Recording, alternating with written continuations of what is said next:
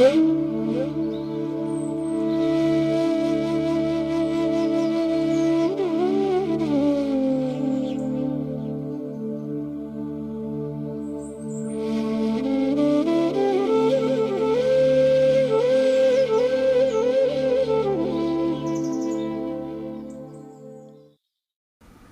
स्थापकाय च धर्मस्य सर्वधर्मस्वरूपिणे अवतार वरिष्ठाय রামকৃষ্ণায় তে নমঃ।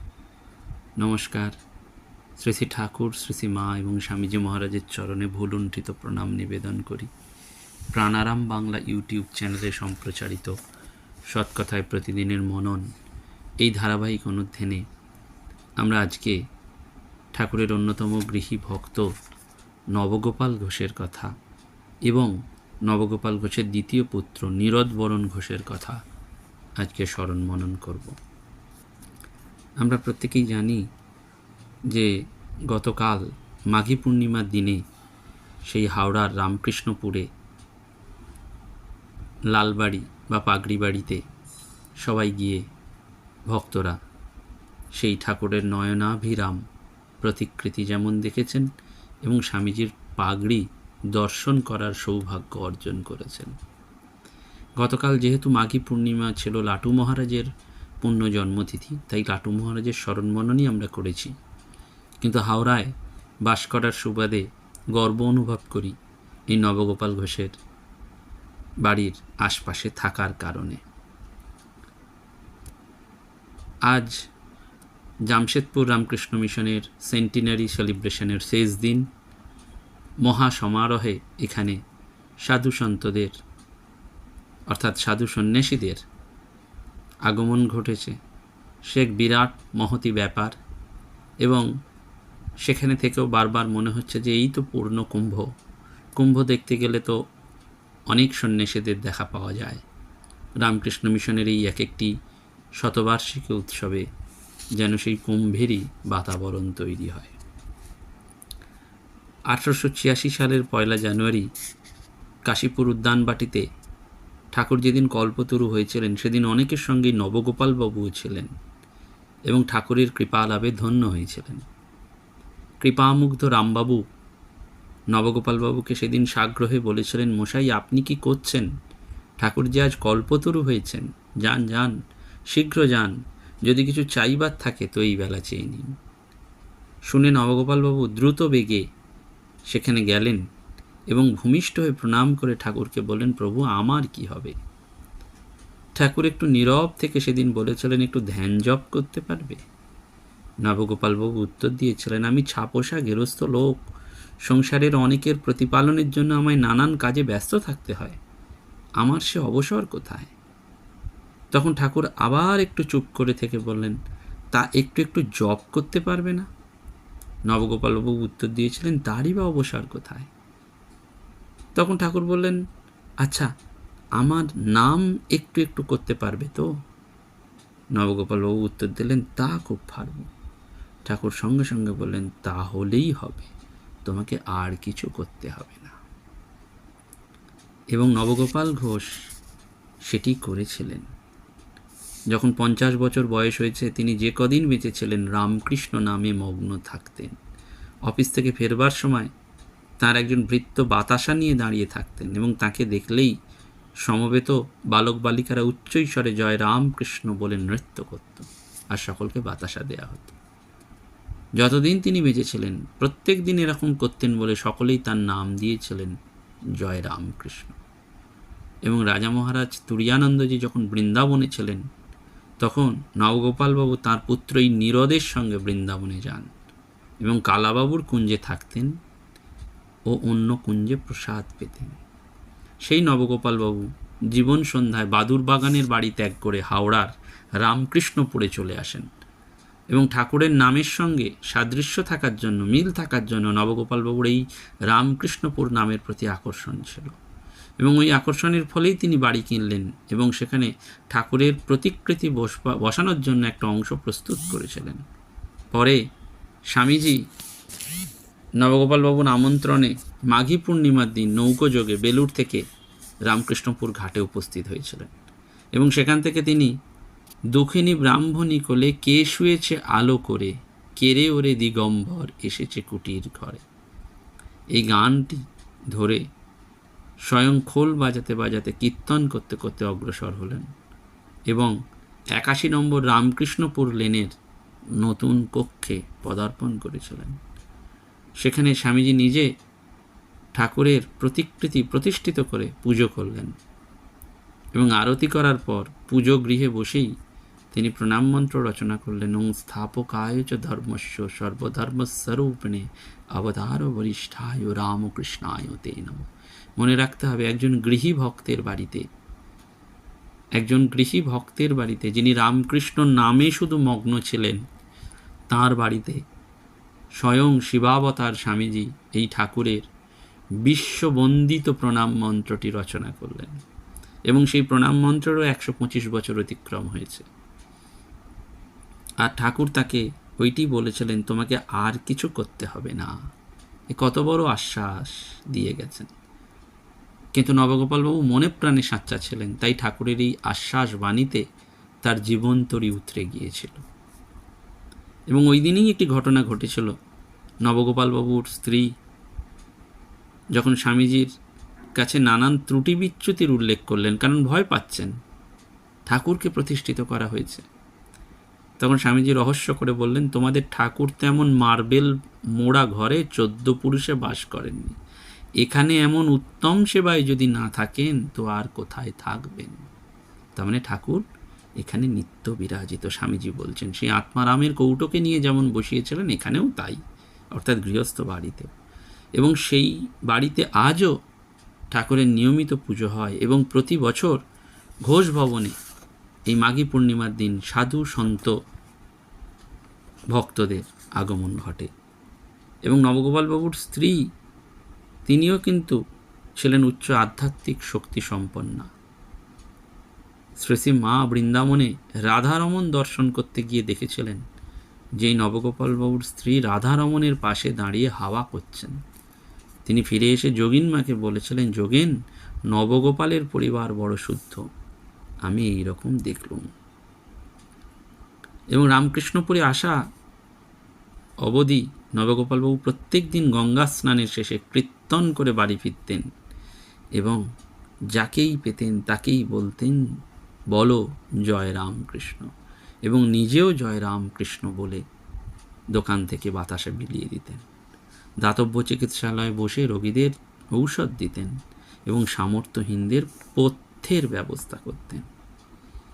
যখন 77 বছর বয়সে তিনি বাঞ্ছিত ধামে যাচ্ছেন, সেই মৃত্যুর পূর্বকালে তিনি সকলকে ডেকে বললেন, তোমরা দুঃখ করো না, দেহের নাশ আছি, আমি কর্তা নই, ঠাকুরই কর্তা, আমরা তাঁর সন্তান, তিনি তোমাদের দেখবেন, তোমরা শোক ছেড়ে তাঁর নাম করো। এই এত বড় অ্যাসিওরেন্স তিনি দিচ্ছেন একজন ঠাকুরের গৃহস্থ পার্ষদ। এবং দেখা গেল যে তিনি ঠাকুরের নাম করতে করতে সজ্ঞানে শেষ নিঃশ্বাস ত্যাগ করলেন এবং যখন তিনি এই শেষ নিঃশ্বাস ত্যাগ করছেন তখন তার মুখ এক দিব্য জ্যোতিতে উদ্ভাসিত, মৃত্যুর কালিমা সেখানে নেই। সেই নবগোপাল ঘোষের দ্বিতীয় পুত্র ছিলেন নীরদবরণ ঘোষ এবং তিনি ভূমিষ্ঠ হওয়ার অব্যবহিতকাল পরেই ঠাকুরের সান্নিধ্য লাভ করেন। নবগোপালবাবুর স্ত্রী ছিলেন নিস্তারিণী দেবী। তিনি মনে মনে তার ছেলেকে রামকৃষ্ণ চরণে অর্পণ করেছিলেন। তাই 1902 সালে 18 বছর বয়সে এই নীরদবরণ ঘোষ বেলুড় মঠে যোগ দেন। স্বামী ব্রহ্মানন্দজির কাছ থেকে মহামন্ত্র লাভ করেন এবং তার কাছেই 1914 সালে তিনি সন্ন্যাস গ্রহণ করেছিলেন। এই সন্ন্যাস গ্রহণের পর এই নীরদবরণের নাম হয়েছিল স্বামী অম্বিকানন্দ। তিনি ঠাকুরের বহু শিষ্যের সান্নিধ্য লাভ করেছিলেন এবং বিভিন্ন সময়ে তিনি ঠাকুরের প্রসঙ্গে স্মৃতিচারণও করেছেন। বরণ ঘোষ পরবর্তীকালের যিনি স্বামী অম্বিকানন্দজি, তিনি জানিয়েছেন যে আমি তখন ছোট শিশু, আমার মা আমাকে কাপড়ে জড়িয়ে ঠাকুরের কাছে নিয়ে যান। ঠাকুর সেদিন বললেন, কি গো, কি এনেছো? মা বললেন, আজ্ঞে আপনার জন্য এনেছি। এই বলে ঠাকুরের পায়ে আমাকে রেখে দিলেন। ঠাকুর খানিক দেখে জিজ্ঞাসা করলেন, কি নাম রেখেছ? মা উত্তর দিলেন, নীরদবরণ। নামটা শুনে ঠাকুর কিছুক্ষণ আকাশের দিকে তাকিয়ে থেকে বেশ বেশ বলে মাথায় হাত বুলিয়ে দিলেন। অম্বিকানন্দজি বলছেন যে আমি তখনই মাকে বলতাম পরে যে তাইতে আমার মাথার চুলগুলো সব উঠে গেল। ঠাকুর আমাকে কোলে নিয়ে তাঁর ডান হাত আমার মাথায় দিয়ে আশীর্বাদ করে বললেন, একে যত্ন করে মানুষ করো, সময় হলে আমি একে ফিরিয়ে নেব। অম্বিকানন্দজি বলছেন তাঁর স্মৃতিকথায় যে আমি তখন মাতৃগর্ভে, মা সংকল্প করেছিলেন যে এবার যদি ছেলে হয় তাকে ঠাকুরের পায়ে দেবেন। আঁতুর ঘরে আমায় কোলে করে মা বসে আছেন। হঠাৎ লম্বা দাড়ি, মাথায় জটাযুক্ত এক ঋষিকে দর্শন করলেন। মা জিজ্ঞাসা করলেন, আপনি কে? আপনি কি বশিষ্ঠদেব? তিনি মাথা নেড়ে সায় দিলেন। মায়ের ইষ্ট ছিলেন রামচন্দ্র, তাই জিজ্ঞাসা করলেন, রামজি কোথায়? বশিষ্ঠদেব পেছনের দিকে আঙুল দিয়ে ইশারা করে অন্তর্হিত হলেন। তাই মা বলতেন, তুই ঋষি বশিষ্ঠের চেলা, এবং সেই জন্য যোগ বাশিষ্ঠ রামায়ণ আমাকে পেয়ে বসেছে। অম্বিকানন্দজি খুব যোগ বাশিষ্ঠ পড়তেন এবং চর্চা করতেন। শরৎ মহারাজ ঠাকুরের কাছে একটি লোককে নিয়ে যান। ঠাকুর তাকে বাড়ি কোথায়, কি করে, কে আছে সব জিজ্ঞাসা করে তাকে কাছে ডেকে জীব বের করতে বললেন। আর তারপর জীবে কিছু লিখে দেওয়া মাত্রই তার একবারে সমাধি হয়ে গেল। সমাধি ভঙ্গের পর সে নেশার ঘোরে মাতাল মা মা করতে লাগলো। ঠাকুর দেখে বলেন, ও মাত্রাটা একটু বেশি হয়ে গেছে। তাগো, তোমরা কজনে মিলে একে বাড়ি পৌঁছে দিয়ে এসো। বাড়ি যেতেই তার স্ত্রী স্বামীর ওই অবস্থা দেখে রেগে আগুন। সে বলল, ওগো, একে কে ওষুধ গুণ করেছে? খেতে দিলেও খায় না, কি হবে গো? ছেলেপুলে নিয়ে আমি কি করব গো? খবর নিয়ে সেই মহিলা জানলো যে দক্ষিণেশ্বরে পরমহংসদেবের কাছে গিয়েছিল। সে অমনি কয়েকজন মেয়েকে নিয়ে কোমর বেঁধে ঠাকুরের কাছে এলো। কই গো পরমহংস কোথায়? তুমি আমার স্বামীকে কি করলে? এখন ছেলেপুলে নিয়ে আমি খাই কি? এইসব বলে সে ঠাকুরকে ধরে বসল। ঠাকুর জিজ্ঞাসা করলেন, কি গো, কার কি হয়েছে? এখানে কবে এসেছিল? সব শুনে বললেন, আচ্ছা, তাকে আরেকবার নিয়ে আসতে পারো? স্ত্রী রাজি হলো, সঙ্গে সঙ্গে স্বামীকে নিয়ে এলো। তাকে দেখে ঠাকুর বললেন, মাত্রাটা একটু বেশিই হয়ে গেছে। আচ্ছা দেখি জিভ বের করো। তার জিভে আবার ঠাকুরকে লিখে দিলেন। সে অমনি প্রকৃতিস্থ হয়ে গেল। সঙ্গে সঙ্গে ঠাকুর তাকে বললেন, যাও, তোমার এখন এও হবে ও হবে, অর্থাৎ সংসার ও পরমার্থ দুই হবে। ওই অম্বিকানন্দজি বলছেন, ঠাকুর ছিলেন লোকের চিত্তের রেগুলেটর। দেখো না কি অদ্ভুত ব্যাপার। এই নবগোপাল বাবু এবং তার সন্তান এই ঠাকুরের কৃপা লাভ করলেন, এবং সেই জন্যই বারবার আমাদের ভরসা এই রামকৃষ্ণ নাম। এবং ঠাকুরের সান্নিধ্যে এসেই তার জীবনের আমূল পরিবর্তন হয়ে গিয়েছিল, এবং তিনি সর্বদা রামকৃষ্ণ চিন্তায় মগ্ন হয়ে গিয়েছিলেন। সেই জন্য এইটি আমাদের বারবার মনে রাখতে হবে। এবং একবার নবগোপালবাবু গঙ্গা পুজোর দিন পাঞ্চি ভাড়া করে গিরিশবাবুর সঙ্গে দক্ষিণেশ্বরে যান। পথে গঙ্গা স্নান করবেন কিনা এই বিষয়ে তাদের মধ্যে বিচার উঠল। গঙ্গার ঘাটে তখন খুব বৃষ্টিও হচ্ছে, তাই তারা স্নান করতে গেলেন না। কিন্তু তাদের এটা বিশ্বাস ছিল যে ঠাকুরকে দর্শন করলেই গঙ্গা স্নানের পুণ্য হবে। এটা ভাবতে ভাবতে তারা ঠাকুরের কাছে গেলেন। কিন্তু ঠাকুর অন্তর্যামী, সঙ্গে সঙ্গে বললেন, সে কি গো, তোমরা নাইবে না? আজ দশহরা, আজকে গঙ্গা স্নান করতে হয়। অগত্যা সকলেই গঙ্গা স্নান করল। ওই যে লাটু মহারাজ বলছেন, তাকে বিচার করে কি পাওয়া যাবে? তাকে বিচার করে পাওয়া যাবে না। সেই জন্য বারবার মনে রাখতে হবে যে এই ঠাকুরের সন্তানরা, সে গৃহী পার্ষদ এবং ত্যাগী পার্ষদরা, তারা বারবার এইটি মনে করিয়ে দিয়েছেন যে কর্মের দ্বারাই যেমন জীব হয়, তেমনি কর্মের দ্বারাই দেবতা হয়। যে যত ভগবানের দিকে চেয়ে থাকে সে তত ধনী, তত সুখী। আর যে যত ভগবানকে ভুলে থাকে সে তত গরিব, তত দুঃখী। বারবার এই নাটু মহারাজ আমাদের স্মরণ করিয়ে দিয়েছেন যে ভগবান যাকে আরাম দেন তাকে দুঃখ দেবে এমন সাধ্য কার? এবং তাঁর দয়া হলে তিনি পাপীকে বিনা প্রায়শ্চিত্তেই মুক্তি দিতে পারেন। কাকে ঠোকরানো ফলও আবার পুজোয় লাগে, তবে ডাকার মতন ডাকিয়ে নেন। অদ্ভুতভাবে তিনি বলেছেন, ভগবান কি কারুর শত্রু হন? তবে খুব অত্যাচার করলে শাসন করেন, যেমন মা ছেলেকে শাসন করেন। বারবার স্মরণ করিয়ে দিয়েছেন এই ঠাকুরের পার্ষদরা। স্বয়ং ঠাকুরও বলেছিলেন, যেমন সেই পার্ষদরাও বলেছিলেন, সংসার কোনো কালেই খারাপ নয়, যে সংসারে সব অবতার পুরুষেরা জন্ম লন তা কি কখনো খারাপ হতে পারে রে? তাতে আসক্তিই হচ্ছে খারাপ, বন্ধনের কারণ, জন্ম মৃত্যুর মধ্যে বারবার নিয়ে যায়। এই জন্য এই গৃহস্থ পার্ষদরা তাদের জীবন, তারা গৃহে থেকেছেন, সংসার করেছেন, কিন্তু ওই যে লাটু মহারাজের কথা, তারা সংসারের বন্ধনে পড়েননি।